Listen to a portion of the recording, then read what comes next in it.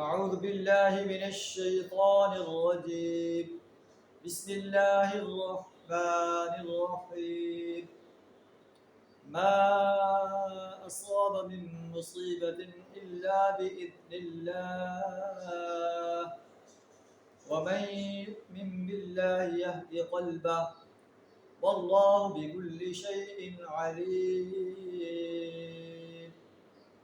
وأطيعوا الله وأطيعوا الرسول فإن توليتم فإنما على رسولنا البلاغ المبين.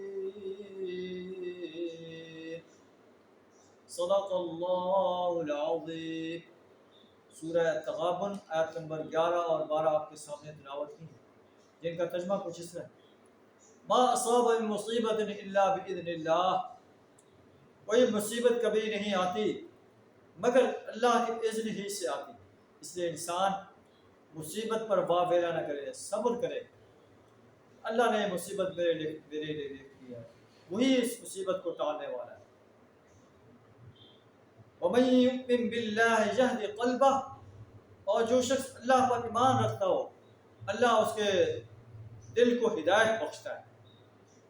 انسان مصیبت پر واویلا نہ کرے، صبر کرے اور اللہ کی طرف سے اس تکلیف کو سمجھے یہ اللہ کی طرف سے آئی ہے، وہی اس کو ٹالنے والا ہے. اس کا اللہ پر سچا ایمان، اللہ پر سچا توکل ہو، وہی اس کو ٹالے گا. اس وقت مکہ کے قریش، مدینہ کے منافقین اہل ایمان کو تکالیف دے رہے تھے.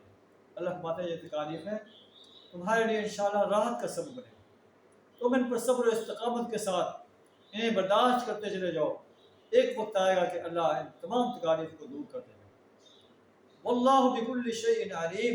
اللہ ہر چیز کا جاننے والا ہے. اللہ کو معلوم ہے کہ تم تکلیف میں، کفار تمہیں تکالیف دے رہے ہیں، یہود و نصارہ تمہیں تکالیف دے رہے ہیں، منافقین تمہیں تکلیف دیتے ہیں. تمہارا کیا کام ہے؟ اطیعوا اللہ و اطیعوا الرسول. اللہ اور اس کے رسول کی اطاعت کرتے رہو. زندگی کے ہر شعبے کے اندر اللہ اور اس کے رسول صلی اللہ علیہ وسلم کی اطاعت کرتے رہو. پوری دنیا کے انسانوں کو آرڈر دیا جا رہا ہے، اہل ایمان کو بھی. اللہ اور اس کے رسول کی اطاعت کرو، کامیاب ہو جاؤ گے. فَإِن تَوَلَّيْتُمْ. اگر تم نے اطاعت سے منہ موڑا، انما علی رسولنا البلاغ المبین. ہمارے رسول پر تو واضح انداز سے اللہ کے پیغام کو پہنچا دینا ہے، یہ ذمہ داری ہے. تمہارے اوپر کوئی داروغہ بن کر نہیں ہے، کوئی نگہبان بن کر نہیں ہے، بلکہ اللہ کا پیغام پہنچانے ہے.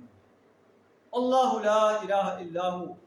اللہ وہ ہستی ہے جس کے سوا کوئی عبادت کے لائق نہیں، کوئی پرستش کے لائق نہیں، کوئی بندگی اور غلامی کے لائق نہیں، کوئی اطاعت کے لائق نہیں، کوئی حاجت روا اور مشکل کشا نہیں ہے اللہ کے علاوہ، کوئی نظر و نیاز کا مالک نہیں. کسی کی حاکمیت جو ہے اللہ کے مقابلے میں نہیں چل سکتی، کسی کا حکم نہیں چل سکتا اللہ کے مقابلے میں، اللہ کے آرڈر سے ٹکراتا ہوں. وعلی اللہ فلیتوکل المؤمنون.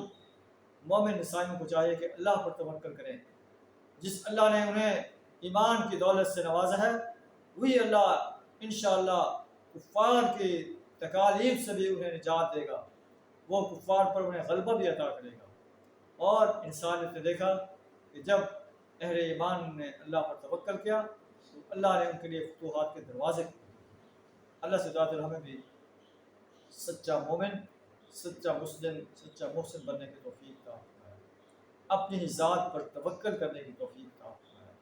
وآخر دعوانا الحمد للہ رب العالمین.